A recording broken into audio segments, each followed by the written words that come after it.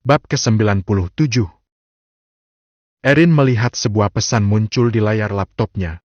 Di dalamnya, Darius menjelaskan situasinya saat ini, membuatnya mengerutkan kening.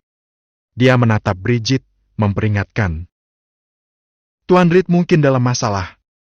Saya tidak yakin apakah dia akan mengalami cedera fisik akibat situasi yang tidak terduga ini. Begitu Bridget mendengar kalimat pertama itu, dia menyingkirkan peta yang dipegangnya dan bangkit untuk pergi. Hanya ketika dia berdiri di depan pintu, dia mendengar kalimat terakhir. Karena itu, dia berhenti untuk berkata, "Saya punya keraguan." Erin tersenyum sambil mengangguk. "Saya mengerti apa yang membuat Anda bingung, tetapi Anda tidak akan merasa seperti itu setelah membaca sisa dari apa yang dikirimkan Tuan Reed kepada kami." Ketenangan Erin meredakan kecemasan Bridget saat itu. Dia merenung. Di antara semua orang yang kukenal, tidak ada yang lebih peduli pada Darius selain Erin. Jadi, jika dia tenang, itu berarti Darius tidak dalam bahaya. Dengan pemikiran itu, Bridget mondar-mandir untuk membaca pesan di laptop Erin. Meski begitu, bibirnya bergerak-gerak, dan dia tidak bisa menahan diri. "Terima kasih telah memberitahu saya tentang situasi Tuan Reed, tetapi saya tetap memutuskan untuk pergi ke sana. Saya khawatir dia masih dalam bahaya karena musuh memiliki banyak orang di pihak mereka." Erin mengangguk, tidak menghentikannya untuk pergi. Sementara itu, saat kembali ke hotel, Kate telah membuka pintu. Semua pria yang berteriak memanggilnya bergegas masuk. Pintu masuk mereka yang kuat mendorong Kate ke tanah. Saat melihat itu, jari Darius bergerak-gerak, tapi dia tidak berencana membantunya. Kate memijat bagian belakang kepalanya, tempat bagian yang botak dan lukanya akibat insiden pesawat. Itu sudah sedikit sembuh, tapi sekarang terasa sakit akibat benturan tersebut. Rasa sakitnya begitu hebat sehingga Kate merasa sedikit pusing, tidak mampu bangkit dari lantai. Dia berharap Darius akan membantunya, tapi dia kecewa karena dia tidak bergerak. Bertentangan dengan kurangnya reaksinya, orang-orang itu malah semakin berteriak. Meski teriakan mereka terdengar marah, raut wajah mereka menunjukkan sebaliknya. Sepertinya mereka secara halus berusaha menahan senyuman mereka. Darius tetap duduk di sofa dengan raut muka yang tabah. "Kamu sudah berusaha keras untuk membawaku ke dalam ruangan ini. Sayangnya, aku adalah orang yang sibuk dan hanya punya sedikit waktu untuk disia-siakan. Aku mungkin tidak bisa mengikuti seluruh sandiwaramu, jadi jika ada sesuatu yang ingin kamu katakan, katakan sekarang." Keheningan kembali menyelimuti ruangan itu. Mata para pria itu tertuju pada Darius, keterkejutan menyelimuti seluruh wajah mereka. "Apa maksudmu dengan itu? Beraninya kamu menyiratkan bahwa kami menjebakmu dalam situasi ini?" Seru pemimpin orang-orang itu, yang suaranya awalnya lembut namun akhirnya menjadi keras ketika dia menemukan alasan yang tepat untuk menyalahkan Darius. Dia kemudian berbicara seolah asumsinya benar. "Lihat apa yang kamu kenakan! Apa hubunganmu dengan putri bos kami?" Kate tetap di tanah, tapi pipinya berubah warna menjadi kemerahan. Dia kemudian merengut pada pemimpin itu dan menggemuruh dengan gigi terkatup. "Bilgi! Berhentilah menyebarkan kebohongan tentang apa yang terjadi. Aku tidak akan mengampunimu jika kamu berani melontarkan kata-kata yang memfitnahku. Siapa yang peduli jika kamu bekerja di bawah ayahku untuk waktu yang lama? Perilakumu saat ini telah memperjelas bahwa aku tidak lagi setia pada ayahku." Matanya bersinar-sinar, terutama ketika dia melihat senyum yang nyaris tidak bisa disembunyikan di wajah para pria atas keberhasilan rencana mereka. Sementara Kate memikirkan hal itu, keraguan muncul di benaknya. Saat itulah dia melihat benda hitam tak dikenal di sudut kamar hotelnya. Dia yakin dia belum pernah melihatnya di sana sebelumnya ketika dia tinggal di ruangan ini. Oleh karena itu, dia bangkit dan berlari menuju objek tersebut. Darius memperhatikan setiap gerakannya saat itu. Bersamaan dengan itu, Bilgi terkekeh. "Oh, Anda jauh lebih pintar dari yang terlihat, Nona Kate." Kate memutar kepalanya begitu cepat, sehingga tidak butuh sedetik pun tatapannya yang berapi-api membakar Bilgi. Meski begitu, Bilgi tidak takut. Tangannya berada di pinggangnya saat dia dengan angkuh mengangkat dagunya ke arah Kate.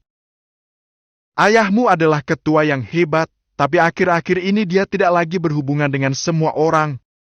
Itu berarti semua kendali atas perusahaannya jatuh ke tangan putrinya selama dia tidak ada. Secara teori, kamu harus mewarisi perusahaan.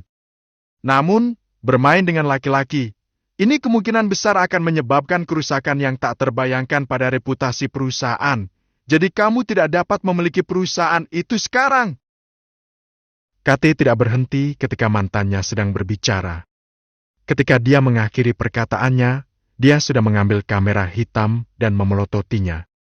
Namun, yang membuatnya kecewa, dia tidak takut setelah melihat apa yang ada di tangannya.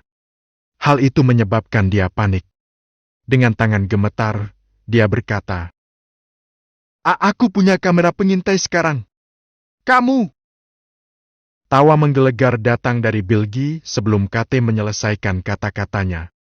Hal itu membuatnya marah, pipinya semerah-bit, dan dia tidak bisa berkata apa-apa lagi. Setelah menyaksikan hal itu, Darius berdiri dari sofa. Dia mendekati Kate dan mendorongnya untuk berada di belakangnya sebelum menatap tajam ke arah Bilgi dari atas. "Sejujurnya, aku berasumsi kamu masih anak-anak berdasarkan tinggi badanmu ketika aku pertama kali melihatmu." Kemudian, dia mendaratkan pukulan di hidung Bilgi sebelum Bilgi sempat bereaksi terhadap hinaan itu. Darius tidak akan pernah melakukan hal ini di masa lalu.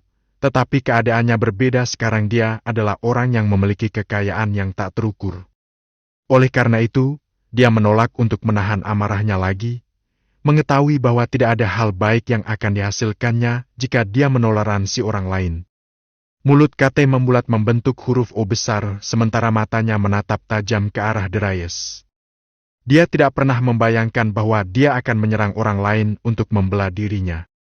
Bilgi menjatuhkan diri ke tanah, tangannya menangkup wajahnya sambil mencibir ke arah Darius. "Ya ampun! Beraninya kamu memukulku? Aku belum pernah bertemu mainan anak laki-laki yang begitu berani seumur hidupku. Meskipun aku mengerti kamu menjual jasa tubuhmu kepada Nona Kate, kamu harus tahu ini dalam situasi Nona Kate saat ini, dia tidak lagi memiliki prestasi atau nilai sebagai seorang wanita. Dia bahkan harus melayaniku untuk mempertahankan penghidupannya. Adapun kamu, jika aku memintanya untuk meninggalkanmu, apakah kamu benar-benar berpikir dia akan memilihmu daripada hidupnya?" Darius meletakkan tangannya di saku dengan merendahkan menatap Bilgi dan meludah. Tanpa memikirkan hal itu lagi, dia mengayunkan kakinya ke perut Bilgi, lalu kembali ke sofa. Bilgi tergeletak di tanah. Dia berjuang untuk menoleh ke arah Darius sebelum batuk darah. Baru kemudian suaranya yang serak terdengar. "Menurutku kamu tidak terlalu pintar, jadi aku akan menghukummu sekarang." Kepalanya berputar menghadap pria-pria berjas formal di belakangnya. Mereka menatapnya dengan wajah kosong yang membuat napasnya menjadi lebih cepat. Dia membanting kedua telapak tangannya ke tanah, memaksa dirinya turun dari lantai. "Kenapa kalian tidak melakukan apa-apa?" Dia menggonggong dengan keras ke arah orang-orang itu. Air liurnya berceceran kemana-mana saat dia menunjuk ke arah Darius. "Apa kalian lupa siapa bos yang menopang penghidupan kalian? Sekarang aku memerintahkan kalian untuk mematahkan kaki mainan anak laki-laki ini. Mari kita lihat bagaimana dia akan menggunakan tubuhnya untuk mencari nafkah setelah menjadi cacat." Tidak ada sedikit pun emosi yang terlihat di wajah Darius. Bertemu dengan pria yang tidak punya perasaan untuk pertama kalinya membuat Bilgi gemetar tak terkendali karena marah. Namun, sebuah bola lampu tiba-tiba meledak di kepalanya. Dia menegakkan tubuhnya setelah berdiri, dan cibirannya melesat ke arah Darius seperti peluru. "Apakah kamu orang kaya? Kalau begitu, kenapa kamu memilih bersama Kate? Dia tidak berguna." Dia bergemuruh. Setelah mengatakan itu, Dia dengan sungguh-sungguh menggelengkan kepalanya seolah-olah dia sudah kehilangan akal sehatnya. Ia kemudian mengoreksi dirinya sendiri dengan berkata, "Tidak, tidak mungkin. Tidak mungkin kamu kaya. Kalau kamu kaya, kamu pasti tahu siapa sebenarnya yang berkuasa di sini." Bilgi memandang dirinya lebih unggul saat itu. Punggungnya tegak seperti sebelumnya, memancarkan aura sombong seolah dia adalah raja dunia. Dia mengangkat dagunya sambil menyeringai pada Darius. "Tapi tidak apa-apa. Aku mengerti kamu masih sangat muda dan ingin mengejar hasrat utamamu. Namun, aku dapat memberitahumu bahwa pengejaranmu akan gagal. Tentu saja, kamu mengabaikan kata-kataku, tetapi ketika penjaga keamanan hotel tiba beberapa menit kemudian dan harus memilih antara mempercayaimu atau aku, kamu akan melihat aku tidak berbohong." Dia kemudian mengayunkan mantelnya ke belakang sambil duduk di sofa, menjulurkan kakinya dan meletakkan pergelangan kaki kanannya ke paha kirinya. Sayangnya, rencananya digagalkan bahkan sebelum penjaga keamanan tiba. Erin mengalahkan mereka. Dia berdiri di depan pintu, mengetuknya. "Tuan Reed, saya telah membawa barang-barang yang perlu Anda persiapkan untuk perjamuan malam ini. Saya ingin Anda menilainya dan mencoba pilihan pakaian." Darius melirik Bilgi yang duduk di sampingnya di sofa, lalu mengangguk. "Tentu. Masuklah." Sementara itu, Bilgi tak bisa mengalihkan pandangan dari Erin saat dia tiba. Dia tersentak dalam hatinya sambil berpikir, "Aku belum pernah melihat wanita secantik ini seumur hidupku. Kurasa itu membuktikan Darius kaya. Lagi pula, kecantikan seperti ini tidak akan pernah muncul di sisinya jika dia miskin. Lagi pula, wanita cantik seperti dia tidak akan pernah muncul di sisinya jika dia miskin. Lalu lagi, wanita ini nampaknya naif. Aku yakin dia belum pernah bertemu orang kaya yang sebenarnya. Itu sebabnya dia tetap berada di sisi Darius." Dengan pemikiran itu, dia merapikan lipatan di mantelnya dan berdehem. Dia kemudian berbicara dengan suara serak sambil mengulurkan tangan untuk menjabat tangan Erin. "Senang bertemu denganmu, Nona cantik." Dia tidak menyangka Erin akan mengerutkan kening, tidak mau meliriknya untuk kedua kalinya saat dia berjalan melewatinya. Bilgi tidak tahan dengan kekasaran seperti itu. Dia mengulurkan tangan untuk meraih pergelangan tangannya, seringai berminyak niat buruk terbentuk di wajahnya. Namun, seringnya itu terhenti di tengah jalan saat Erin menyelinap pergi secepat kilat sebelum dia bisa menangkapnya. Dia mendongak, matanya melebar ke arah Erin yang berdiri di belakang Darius. Dahinya berkerut saat dia menatap Bilgi dengan tatapan mematikan. Melihat itu, Bilgi menarik napas dalam-dalam dan mengibaskannya. "Baiklah, aku mengerti kamu masih muda dan belum berpengalaman dalam membedakan hal-hal seperti itu. Jadi, aku tidak akan marah padamu. Aku bahkan akan memberimu kesempatan lagi." Dia mengunci Erin, menunjukkan ekspresi tulus padanya. "Kamu harusnya tahu bahwa pria di sampingmu memiliki kekayaan yang jauh lebih sedikit daripada aku." Keheningan singkat pun terjadi. Kemudian, dia berbicara dengan lebih cepat. "Aku tidak mengatakan kamu cacat atau tidak cantik. Sebaliknya, aku menekankan bagaimana dia memilih untuk bersama wanita lain, meski sudah memiliki wanita cantik sepertimu di sisinya." Saat dia mengucapkan penghinaan itu, dia memastikan untuk mengangkat alisnya ke arah Kathy. Tatapan Erin dengan cepat mengarah ke Kathy, lalu kembali ke Bilgi saat dia menjawab dengan tegas. "Aku pikir kamu harus bertanggung jawab atas semua yang kamu katakan. Karena kamu bukan satu-satunya yang memiliki rekaman pengawasan tentang apa yang terjadi di sini, kami juga memilikinya. Pertama, kamera ini entah bagaimana muncul di ruangan ketua kami. Lalu, kamu dan para pria itu tiba-tiba menerobos masuk. Kami tidak akan pernah membiarkan hal ini terjadi, namun hal itu terjadi. Karena kamu kaya, maka aku yakin kamu akan memiliki pengacara untuk mendukungmu. Aku ragu kamu membutuhkanku untuk menjelaskan konsekuensi dari memiliki bagian dalam dua hal ini. Jadi, tolong segera kosongkan tempat itu." Bilgi selalu percaya tidak ada yang akan menolak ajakannya. Oleh karena itu, hasil yang tidak diinginkan membuat wajahnya berubah menjadi cemberut yang mengerikan. Dia menunjuk Erin sambil mendesis. Kamu mungkin cantik, tapi tindakanmu membuatku kesal. Aku akan membuatmu menyesal pernah berurusan denganku hari ini jika kamu tidak meminta maaf sekarang. Sebelum Bilgi bisa terus menghina Erin, suara Darius bergema di hadapannya. Bab ke-98. Darius melihat arlojinya sebelum dengan tenang menyatakan, perjamuan akan dimulai 4 jam lagi. Kita tidak punya waktu untuk menyia-nyiakan pria ini lagi. Menurut apa yang dia katakan, keamanan hotel harus segera tiba. Kita akan melakukannya biarkan mereka memutuskan siapa yang harus dipercaya ketika mereka tiba di sini. Erin mengangguk, lalu bertepuk tangan.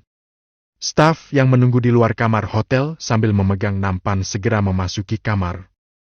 Mereka berdiri seragam di hadapan Darius, sedikit membungkuk agar Darius dapat melihat apa yang ada di nampan mereka. Bilgi hendak membentak mereka tetapi menutup mulutnya begitu dia melihat tingkah laku staf itu. Dia tahu perlakuan staf terhadap Darius berada di luar jangkauannya, bahkan dengan kekayaannya saat ini. Gagasan itu memuncak ketika dia melihat apa yang ada di nampan staf. Rahanya ternganga, membuatnya terperangah. Sementara itu pada nampan. Erin juga fokus pada nampan, sementara hanya Bridget yang tidak fokus pada Bilgi. Tuan Reed, ini pakaian, dasi, ikat pinggang, dan aksesoris lainnya yang Anda perlukan untuk jamuan makan malam ini. Kata Erin sambil menunjuk semua nampan sesuai urutannya. Ketika dia tiba di nampan kedua terakhir, dia mengulurkan tangan ke depan dan mengeluarkan pulpen dari kain beludru merah. Tuan Reed, ini pulpen, dan saya akan menyimpannya. Saya akan berada di sisi Anda setiap saat jika Anda berhasil menegosiasikan kontrak malam ini. Darius mengangkat alisnya, bertanya. Apakah di kota Almiron biasa menegosiasikan kontrak pada jamuan makan seperti itu? Ya, Tuan Reed. Erin mengangguk sambil tersenyum. Menurut informasi yang saya kumpulkan, kontrak seperti itu ada karena banyak orang yang mencari investor sering membawa kontrak saat menghadiri jamuan makan. Darius mengangguk, bersandar ke sofa, lalu mengalihkan pandangannya ke nampan terakhir tanpa bicara.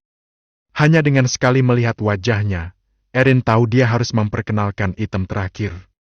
Dia mendekati nampan, mempertahankan postur formalnya sambil menjelaskan. Tuan Reed, di nampan terakhir ini adalah mobil yang akan Anda kendarai. Dia mengambil kunci mobil dari nampannya, meletakkannya di telapak tangannya, dan menyerahkannya pada Darius. Ini Bugatti, mirip dengan mobil Anda sebelumnya. Sayangnya, karena keterbatasan waktu, kami tidak dapat memodifikasinya sesuai keinginan Anda. Darius mengambil kunci mobil darinya, menjawab. Mobil ini sudah cukup. Keluarga. Darius tidak selesai berbicara ketika dia tiba-tiba mendeteksi hembusan angin yang datang dari sampingnya.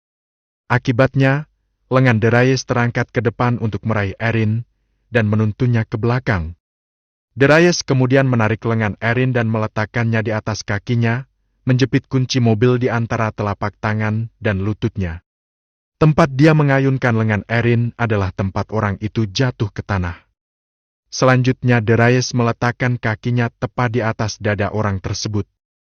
Dia tidak menyia-nyiakan waktu sedetik pun untuk menginterogasi.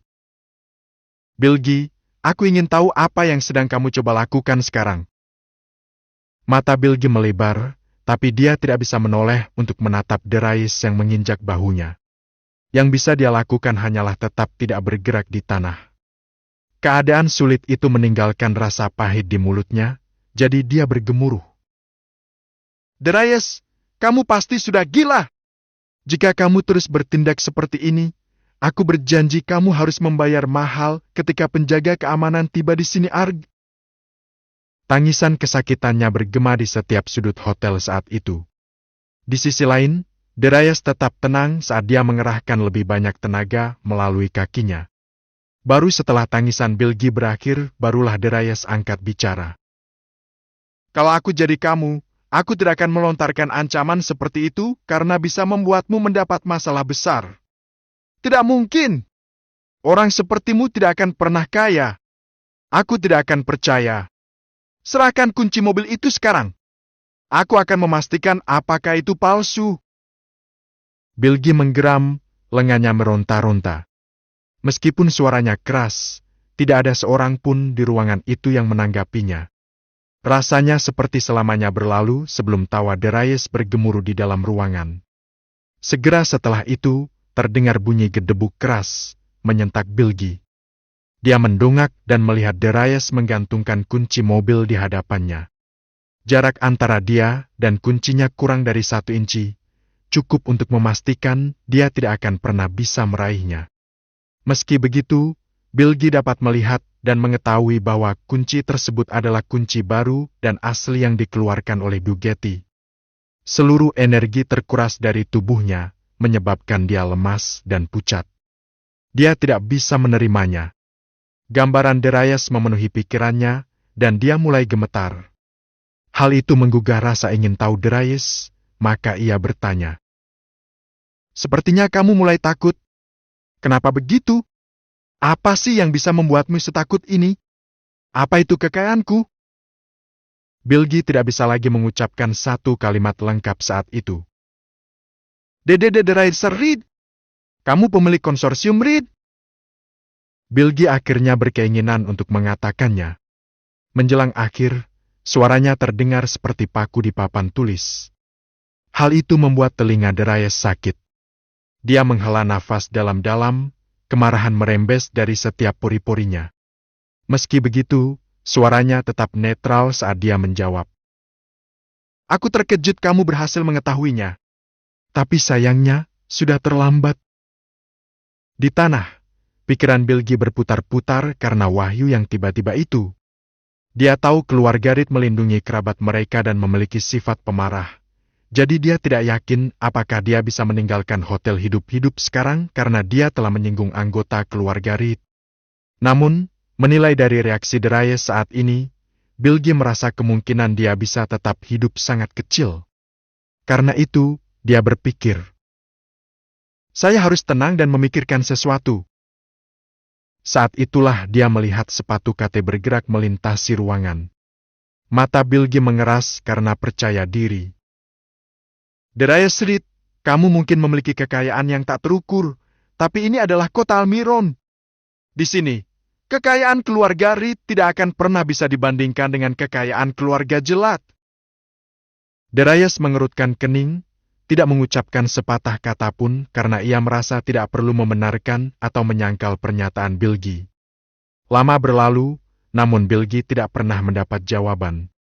Keyakinannya melonjak karena Darius tidak bereaksi, dan Darius juga tidak terus memberikan tekanan pada tubuhnya. Dia mengangkat dagunya dengan bangga berseru. Jadi, tidak masalah seberapa kaya keluargamu karena kamu harus menghormati peraturan di sini. Selain itu, aku bekerja untuk keluarga Jelat. Aku sudah lama melayani mereka, jadi kamu harus menunjukkan rasa hormat padaku untuk memastikan keselamatanmu di kota ini. Dia begitu percaya diri hingga dia melupakan kehadiran Kate sepenuhnya. Kate mengangkat kakinya dan menginjak Bilgi, api yang berkobar membakar matanya. Aneh sekali. Kapan tepatnya kamu mulai bekerja untuk keluarga Jelat? Kamu mengaku sudah lama melayani mereka. Jadi layanan seperti apa yang kamu tawarkan kepada mereka? Mungkinkah peluang kontrak itulah yang dicuri dari perusahaan grup Anderson? Tutup mulutmu!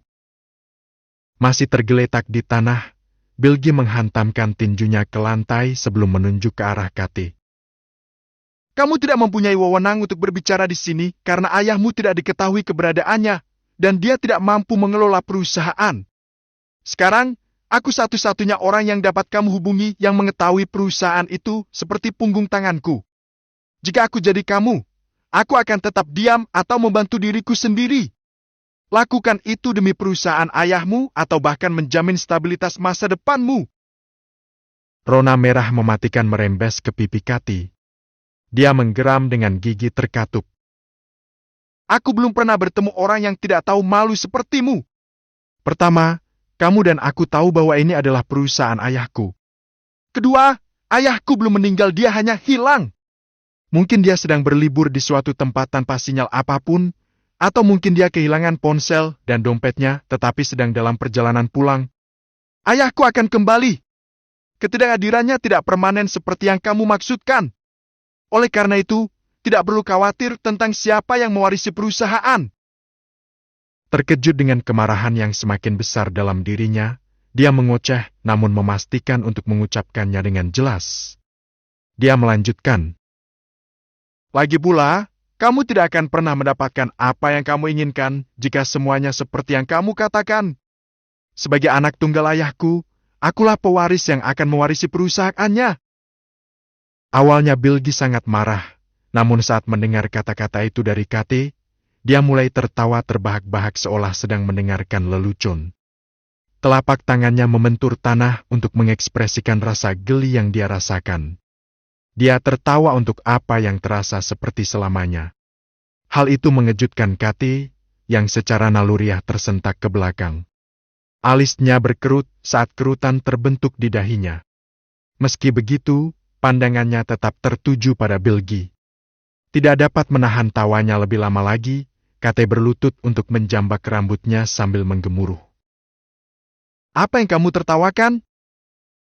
Tawa Bilgi mereda begitu rasa sakit menguasai inderanya. Namun, matanya semakin memerah karena geli. Semua tawa itu membuat suaranya sedikit serak. Matanya terpaku pada mata Kate sementara dia menekankan setiap kata dengan sangat serius. Itu karena kamu bukan anak tunggal ayahmu. Dia adalah pria pelin-pelan yang memiliki lebih dari satu keluarga. Kate merasa bingung dengan informasi itu, sedemikian rupa sehingga cengkeramannya mengendur, dan lututnya tanpa sadar tertekuk saat dia duduk di tanah. Pemandangan itu menghidupkan kembali tawa riuh Bilgi. Darius tidak tahan lagi dengan keadaan saat itu. Dia mengarahkan jari kakinya ke arah perut Bilgi sebelum menendang dengan kekuatan penuh. Itu membuat Bilgi menabrak dinding agak jauh. Tubuhnya terseret ke tanah, pakaiannya robek, sehingga tidak ada penghalang antara kulit dan lantai. Baru pada saat itulah dia akhirnya berhenti tertawa. Darius menghembuskan napas cepat sebelum melihat ke arah Kate, yang masih tergeletak di tanah saat dia berjuang untuk menerima kebenaran yang dia pelajari dari Bilgi. Erin diam-diam menyingkir selama ini, tapi sekarang, dia merasa perlu untuk angkat bicara. Karena itu, dia mendekati Darius dan memberitahunya. Tuan Reed, kita harus bergegas. 10 menit telah berlalu. Gelombang penolakan dari Darius langsung membungkam Erin.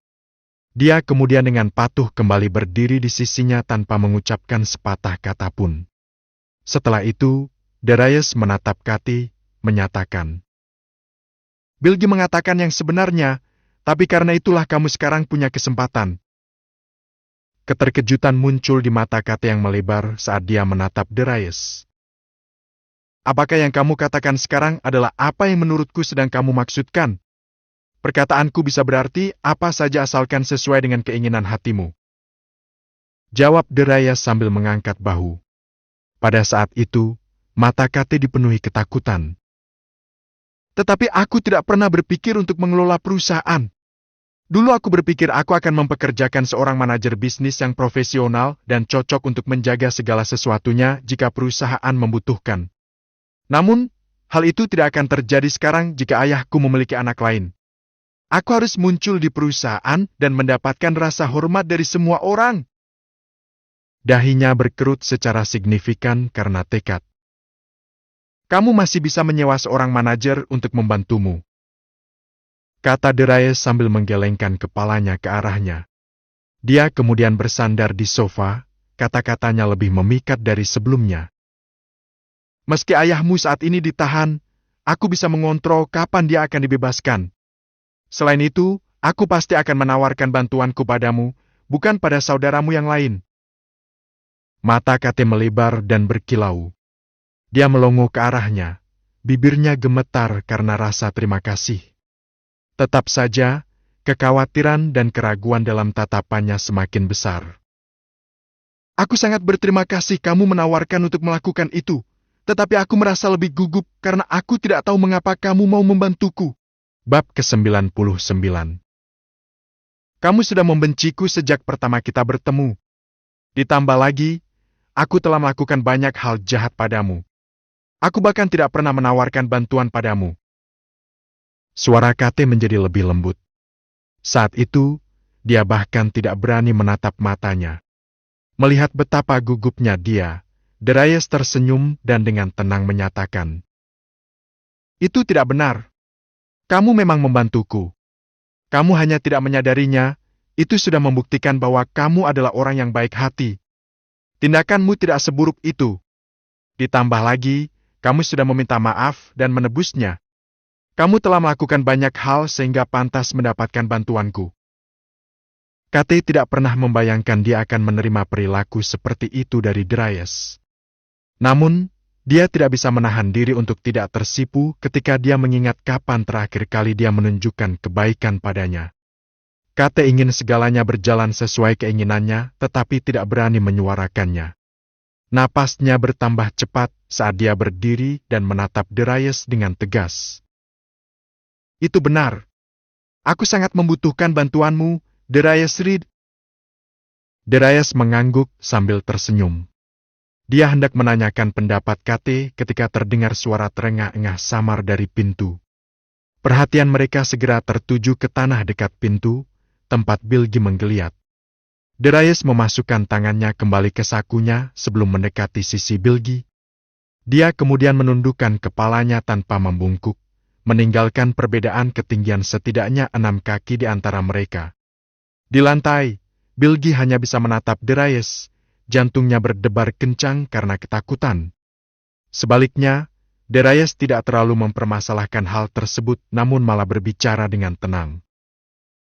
"Aku rasa kamu tahu siapa orang terkaya di sini sekarang."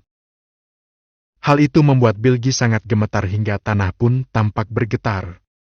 Tidak dapat menyangkal kata-kata Darius, dia ingin melarikan diri tetapi tidak bisa, karena rasa takut menghalanginya untuk menggerakkan kakinya. Yang bisa ia lakukan hanyalah mengandalkan lengannya untuk menopang tubuhnya. Tatapannya tertuju pada Darius saat dia bergumam, Aku sepenuhnya memahami kesalahan yang telah kubuat." Nada gemetar Bilgi dan gerakan canggungnya tampak lucu bagi Darius. Meski begitu, yang terakhir tidak tertawa. Dia hanya menjulang tinggi di atas Bilgi, menatap ke bawah dengan tatapan kosong. "Aku yakin kamu telah mendengar banyak hal yang tidak seharusnya kamu dengar." Keheningan yang melelahkan pun terjadi setelah Darius mengatakan itu. Ketegangan itu membuat Bilgi sangat ketakutan sehingga dia tidak bisa berhenti gemetar. Bahkan tatapannya terasa gemetar ketika dia melihat ke arah Darius, menyebabkan Darius tampak sebagai sosok buram di matanya. Namun, hal itu secara bersamaan menyadarkan Bilgi kembali. Lengannya ditekan ke tanah, memungkinkan dia untuk berdiri dan menatap Darius ke bawah.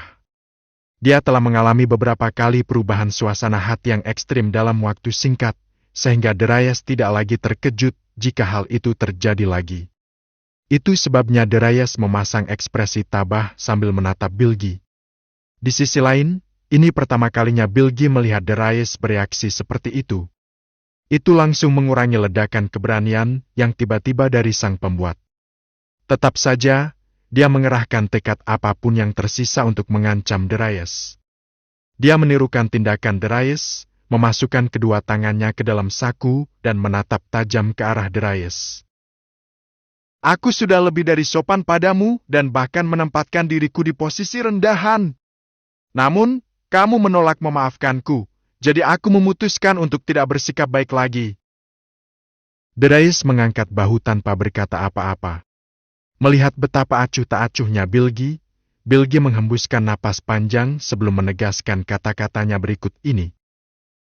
"Untuk membuktikannya, aku sudah mengirimkan pesan kesusahan kepada keluarga Jelat dengan memasukkan tanganku ke dalam saku. Mereka akan mengirim seseorang ke sana akan segera membawaku ke pesta malam ini. Tapi kamu, kamu tidak akan pernah bisa menghadiri pesta keluarga Jelat, bahkan jika kamu menggunakan seluruh kekayaanmu untuk melakukannya." Inilah sebabnya aku bisa menyinggung perasaanmu meskipun kamu kaya raya. Bilgi berasumsi Darius akan terus menghinanya, atau mungkin kata-katanya masuk akal. Namun, yang mengejutkannya, ruangan itu menjadi sunyi. Selain itu, Darius bahkan menguap untuk menunjukkan betapa bosannya dia. Mata Bilgi kembali melebar. Kamu akan mendapat banyak masalah dengan sikap itu. Tidak ada sepatah kata pun yang keluar dari Darius, yang hanya mengangkat tangannya untuk melihat arlojinya. Karena terburu-buru, dia akhirnya menunjuk ke pintu dan memerintahkan.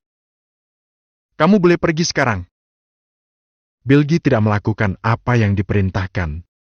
Sebaliknya, bibirnya melengkung ke atas ke arah Darius. Apakah kamu takut sekarang? Bagus sekali, tapi sudah terlambat bagimu untuk merasa takut. Darius tidak menyangka Bilgi menjadi sebodoh ini. Dia terpaku di tanah, matanya menyipit sambil diam-diam menunggu untuk melihat apa yang disebut ancaman lain yang akan dikatakan. Ia merasa ini adalah reaksi yang benar setelah melihat apa yang terjadi selanjutnya. Bilgi meletakkan kedua tangannya di pinggangnya, merasa semakin angkuh kini karena Darius hanya diam. Dia bahkan melambaikan jarinya ke arah Darius sambil bertanya. Ya, bukankah menurutmu apa yang baru saja kukatakan terdengar familiar? Darius mengulurkan lengannya lagi, ingin melihat waktu saat dia memutuskan untuk memberikan waktu 30 detik sebelum dia bereaksi. Dia merenung. Ini juga akan memberiku waktu untuk menenangkan amarahku. Dengan cara ini, aku tidak akan meleset dari targetku ketika mengambil tindakan nanti. Sementara itu, Bilgi mengira dirinya dalam bahaya saat melihat Darius mengulurkan tangan. Dia segera berlutut dan melingkarkan tangannya di kepala, bersiap menghadapi benturan. Semua orang masih dalam keadaan linglung saat menyaksikan hal itu.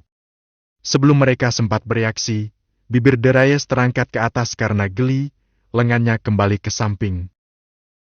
Jangan lakukan hal-hal yang membuatku kesal lagi jika kamu begitu takut padaku. Kalau tidak, aku tidak bisa berjanji kamu masih bernapas ketika meninggalkan tempat ini hari ini. Kata Darius. Bilgi semakin gemetar. Dia mendongak dan melihat Darius tersenyum, namun Darius tidak terlihat benar-benar bahagia. Itu hanya memperburuk ketakutan Bilgi, menyebabkan giginya bergemeletuk karena gemetarnya yang semakin meningkat. Dia tahu Darius tidak bercanda. Terbunuh adalah hasil yang tidak diprediksi oleh Bilgi sendiri, dan dia tidak yakin apakah dia bisa menghentikan Darius untuk mewujudkannya. Oleh karena itu, lututnya kembali goyah seperti jeli, tidak mampu menopang beban tubuhnya. Otaknya kemudian menjadi kosong selama beberapa waktu. Hanya ketika lututnya membentur tanah, memicu sensasi tajam di kakinya, barulah dia akhirnya tersadar dari linglungnya. Ketika itu terjadi, Bilgi mau tidak mau mengeluarkan suara melengking yang membuat semua orang merinding. Tatapan waspadanya tertuju pada Darius, namun Darius mengabaikannya dan malah berjalan menuju sofa. Bilgi tidak pernah membayangkan hal ini terjadi. Meski membuka bibir, dia menyadari tidak ada lagi yang bisa dia katakan kepada Darius. Darius tidak akan pernah memaafkan Bilgi. Tidak peduli apa yang dilakukan Bilgi sekarang atau seberapa banyak dia memohon. Oleh karena itu, dia merasa pilihan terbaik adalah segera melarikan diri dari tempat kejadian. Bertekad untuk melakukannya, dia membantingkan telapak tangannya ke tanah, mendorong dirinya sendiri dari tanah. Kemudian, dia meluncur ke depan tanpa berdiri sepenuhnya. Sekitar 2 detik kemudian, dia mendongak dan melihat sekelompok orang berseragam hitam masuk. Senyuman langsung muncul di wajahnya saat itu. Dia tidak bisa menahannya, karena dia merasa kedatangan kelompok itu berarti dia akan menang melawan Darius. Mengetahui dia saat ini berada dalam posisi yang memalukan, dia menarik napas dalam-dalam untuk mengumpulkan keberaniannya sebelum berdiri tegak. Gemetar karena kegembiraan dan kemarahan, dia menatap tajam ke arah penjaga keamanan sambil menunjuk ke pintu, sambil menggonggong.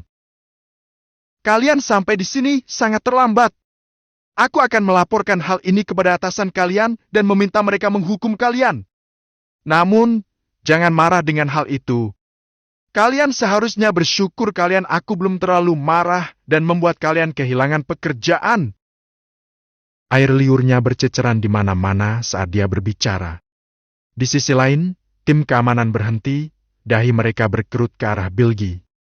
Pemimpin mereka membuka kancing borgolnya sambil mendekati Bilgi, sambil berkata, "Keberadaanmu mengejutkanku."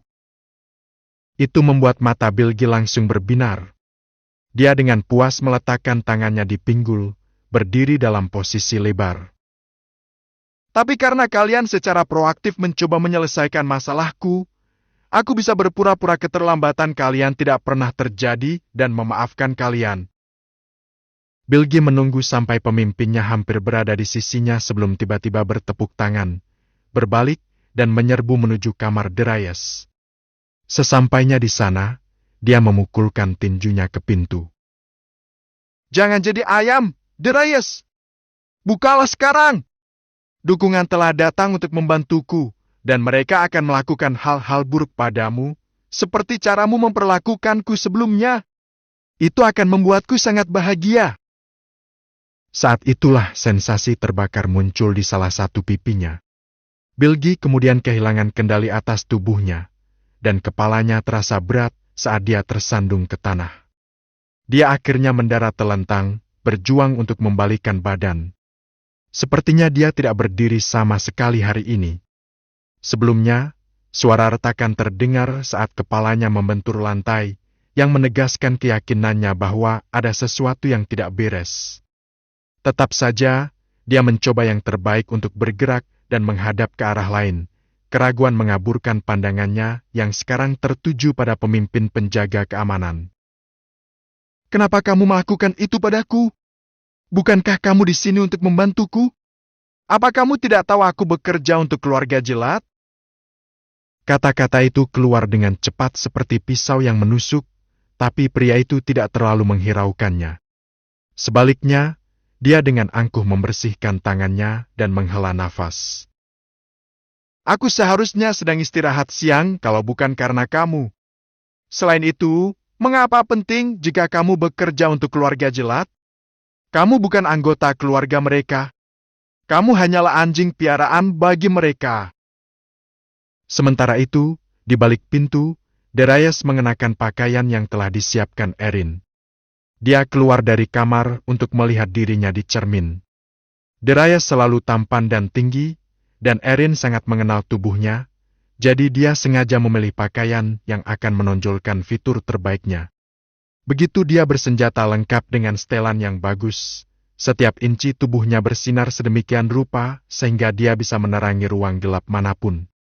Erin bahkan tidak bisa mengalihkan pandangan darinya. Di sofa, Kate tidak berpikir dua kali sebelum berdiri saat melihat Darius berpakaian seperti itu. Dia sangat ingin melemparkan dirinya ke arahnya, tetapi tahu itu tidak mungkin. Jadi, dia berdiri di sana, tersipu seperti anak sekolah. Erin ingin tertawa melihat reaksi Kate, tapi tahu itu tidak pantas. Karena itu, dia berbalik, malah melihat ke pintu. "Tuan Reed, haruskah kita menangani situasi di luar? Tidak dibutuhkan." Darius menggelengkan kepalanya. "Keamanan akan mengambil keputusan yang tepat. Kita hanya harus berkonsentrasi bersiap untuk jamuan makan malam ini." Mengangguk, Erin tetap diam saat dia berdiri di belakang Darius. Dia kemudian membantunya mengenakan dasinya dan memastikan semua aksesorinya ada di tempatnya. Beberapa waktu berlalu sebelum Darius mengambil kunci mobilnya, memasukkan satu tangan ke dalam sakunya sambil mengayunkan tangan lainnya saat dia berjalan. Tak lama kemudian, dia berhenti di depan pintu. Erin dengan cepat melangkah maju untuk membukakan pintu untuknya. Baru pada saat itulah Darius menyadari bahwa Bilgi masih tergeletak di tanah, meski sudah lama terdiam di luar ruangan. Banyak penjaga keamanan mengepung Bilgi, mencegahnya mendekati Darius, tidak peduli seberapa keras dia berusaha. Darius dengan ringan menggelengkan kepalanya, lalu melirik ke arah pemimpin penjaga keamanan. "Kenapa dia masih di sini?" Bab ke-100. Pemimpin penjaga keamanan panik. Dia membungkuk dalam-dalam, menjelaskan. Saya sangat menyesal, Tuan Reed. Kami ingin mengusirnya dari hotel, namun manajer lobi hotel sebelumnya, Samantha Williams, menelepon kami dan memberikan perintah tegas untuk tidak menyakiti pria ini. Dia juga menyuruh kami untuk membebaskannya. Saat pemimpin itu berbicara, dia dengan hati-hati menatap Darius sebelum langsung menunduk ke tanah. Darius telah memperhatikan tindakannya tetapi tidak menyuarakan keluhannya. Lagi pula, dia tahu penjaga keamanan tidak punya suara dalam masalah ini, jadi mereka tidak bersalah. Dia meletakkan kedua tangannya di pinggul, mendesah. Jadi, sebagai kepala keamanan, Anda harus bisa membuat penilaian sendiri. Pemimpinnya hanya bisa gemetaran saat itu. Dia bisa merasakan agresi di balik kata-kata Darius dan merasa dia telah mengambil keputusan yang salah sebelumnya, sehingga membahayakan posisinya saat ini. Tidak ada hal lain yang bisa dia lakukan selain menenangkan Darius agar dia bisa mempertahankan pekerjaannya dalam jangka panjang. Baiklah, Tuan Reed. Saya tahu apa yang harus saya lakukan. Ucapnya sambil mengangguk. Kemudian, dia dengan cepat membungkuk dan mencekik Bilgi, mengangkat lehernya. Kulit belakang leher Bilgi serasa mau terkoyak. Dia dengan panik menghentakkan kakinya, ingin kembali ke tanah. Namun, semakin dia panik, semakin banyak hal yang tidak beres. Dia akhirnya terjatuh, mendarat di pantatnya dan meratap kesakitan. Darius memijat telinganya saat itu. Setelah melihat itu, pemimpin keamanan segera memahami apa yang dirasakan Bilgi dan bergegas menutup mulut Bilgi. Hanya setelah penjaga keamanan meninggalkan pandangan Darius, barulah wajahnya melunak.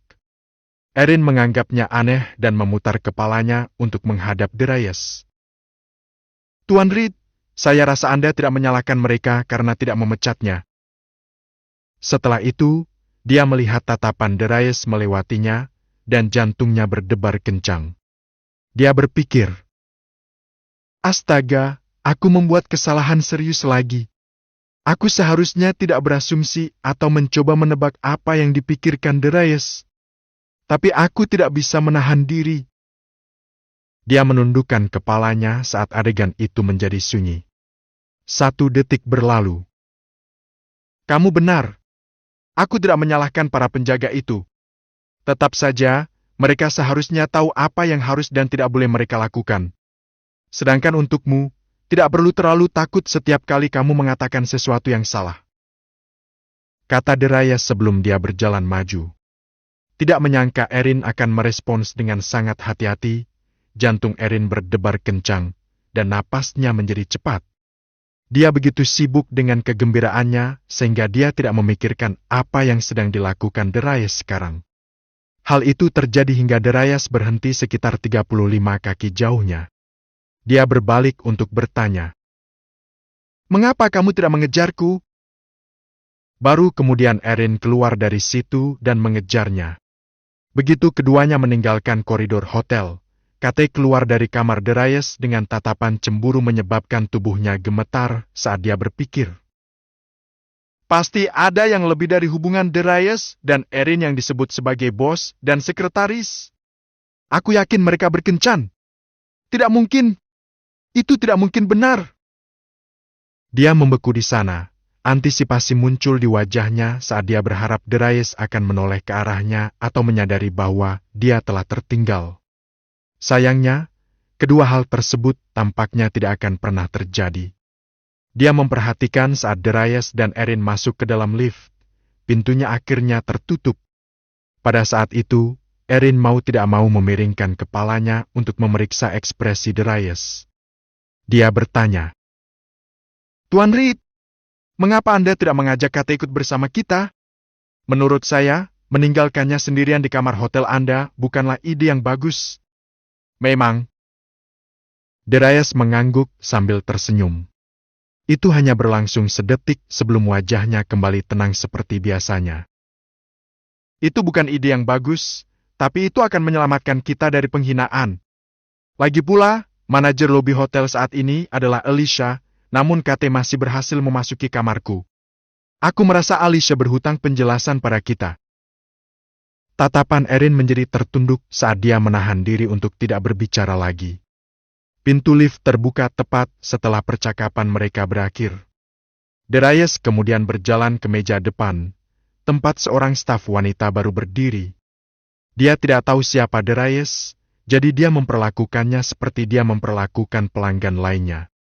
Memberikan senyuman manis padanya, dia membungkuk dan dengan sopan bertanya. Ada yang bisa saya bantu, Tuan? Saya ingin bertemu dengan manajer lobi Anda saat ini, Alicia Rodriguez. Mendengar itu membuat senyum sang resepsionis menjadi kaku. Namun demikian, dia dengan berani mencoba untuk bertanya. Saya yakin saya dapat membantu apapun yang Anda butuhkan. Tidak ada sepatah kata pun yang keluar dari Darius. Itulah isyarat Erin untuk melangkah maju. Dia menyatakan, saya pikir Anda harus menghormati pilihan pelanggan Anda. Dan sekarang, ketua saya meminta untuk bertemu dengan manajer lobi Anda. Resepsionis tahu bahwa keduanya sudah bertekad, jadi dia mengulurkan tangan untuk mengambil telepon yang dijalin dengan tali dan berkata, Nona Alicia, ada seorang pria dan seorang wanita di lobi yang ingin bertemu dengan Anda. Ia kemudian menutup telepon dan membungkuk di hadapan Darius lagi, sambil menjelaskan. Silakan duduk. Manajer lobi kami akan segera menemui Anda. Darius tidak bergerak. Sebaliknya, dia hanya berdiri di sana dan menatap ke depan. Beberapa detik berlalu ketika suara sepatu hak tinggi terdengar di lobi. Suara kliknya semakin keras, dan Darius tahu itu adalah langkah kaki Alicia. Dia terpaku di tempatnya, memasukkan kedua tangannya ke dalam sakunya sambil menatap ke arah pintu tempat Alicia akan segera masuk. Ketika yang terakhir akhirnya muncul, Darius mengangkat alisnya. Terakhir kali dia melihatnya adalah 4 jam yang lalu, tapi sepertinya dia sudah menjadi wanita yang berbeda. Sebelumnya, Alicia memiliki kecantikan polos dalam dirinya. Tidak ada yang mengesankan dari auranya. Alicia kini tampak seperti wanita karir yang kuat. Darius bertatapan dengannya dan hendak berbicara, tetapi dia tiba-tiba berlari ke arahnya. Hal itu memicu senyum di wajah Darius karena dia tahu Alicia masih sama, gadis yang lugu. Saat dia berdiri di sana dan menatapnya, rahangnya yang terkatup mengendur. Sementara itu, Erin berdiri di sampingnya. Dia memperhatikan ekspresi pria itu yang berubah-ubah, kekecewaan pahit terbentuk di hatinya. Namun, Erin tidak mengungkapkan perasaannya secara verbal atau menunjukkannya di wajahnya. Dia tahu hal seperti itu akan sering terjadi di masa depan, terutama jika dia ingin tetap berada di samping Darius lebih dari sekedar sekretarisnya. Dia harus terbiasa dengan popularitasnya di kalangan wanita. Bagaimanapun juga, Darius sama sekali tidak tahu apa yang dipikirkan Erin, begitu pula Alicia.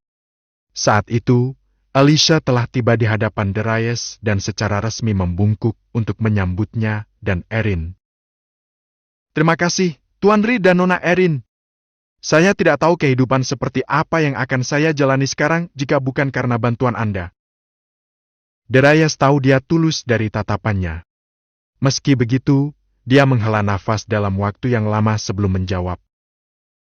Tetapi caramu menangani berbagai hal di tempat kerja masih perlu diperbaiki.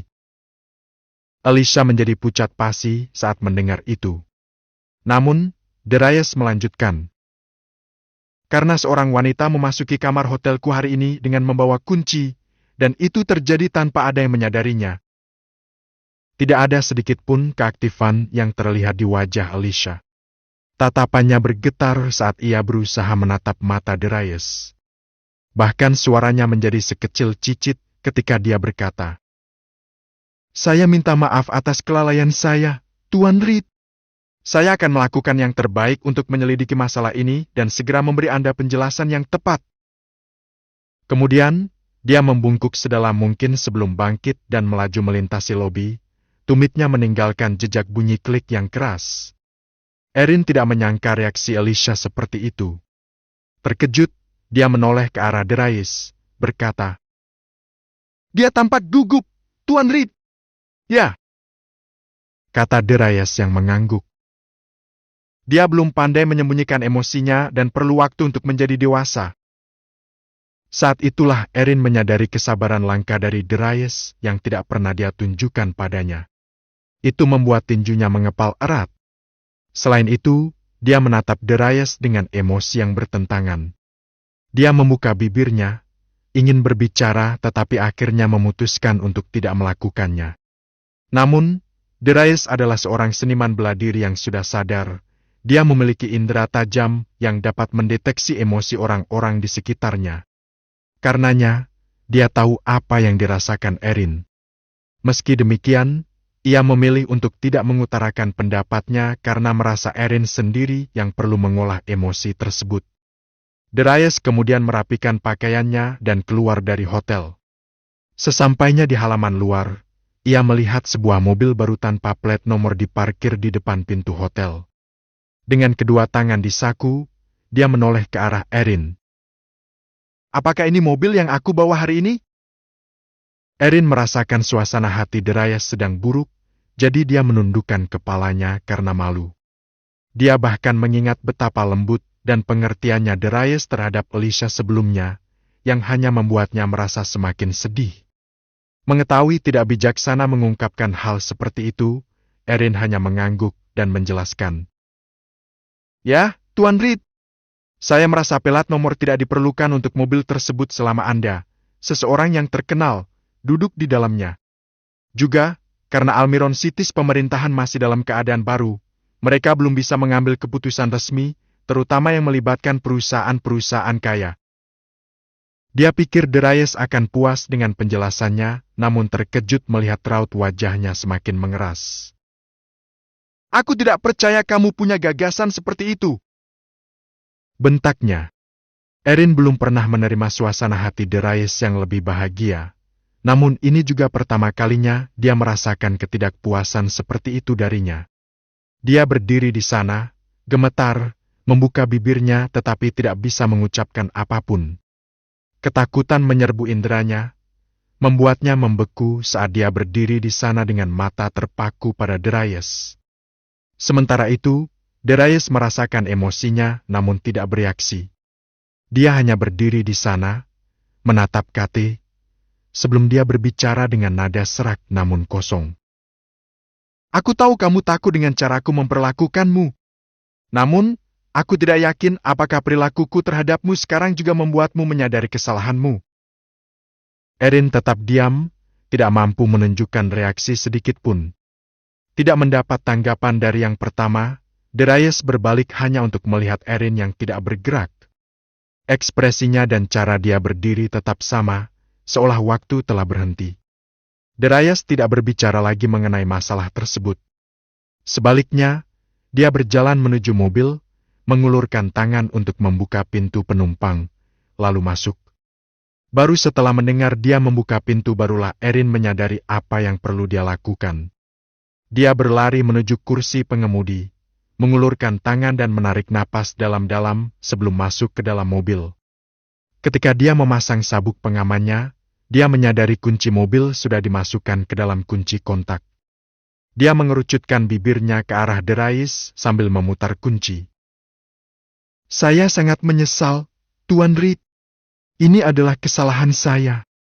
Refleksimu terhadap perbuatanmu salah. Itu membuatku kesal. Selah Darius. Mata Erin melebar ke arahnya. Saya tidak mengerti maksud Anda, Tuan Reed. Desahan panjang datang dari Darius sebelum dia menjelaskan. Kamu tetap berada di sisiku. Namun, kamu bersikap berbeda terhadapku dibandingkan ketika kamu berada di perusahaan sebelumnya. Aku sangat kecewa. Mungkin itu karena kamu sudah mengembangkan banyak perasaan yang seharusnya tidak kamu miliki terhadapku. Tapi aku yakin kamu sadar kamu menangani tugas-tugas dasar dengan baik jika kamu ingin tetap di sisiku. Semua warna hilang dari wajah Erin pada saat itu. Dia percaya wanita manapun akan bereaksi malu-malu ketika rahasia cinta mereka terungkap. Namun, mengungkapkan perasaan mereka secara terus terang pasti akan membuat sebagian besar wanita menjadi kaku. Jadi, meski Erin mencengkeram kemudi dengan kuat, Perhatiannya teralihkan oleh emosinya hingga tidak bisa membelokkan mobil ke arah lain. Bab ke-101. Desahan keluar dari bibir Darius saat melihat Erin bersikap seperti itu.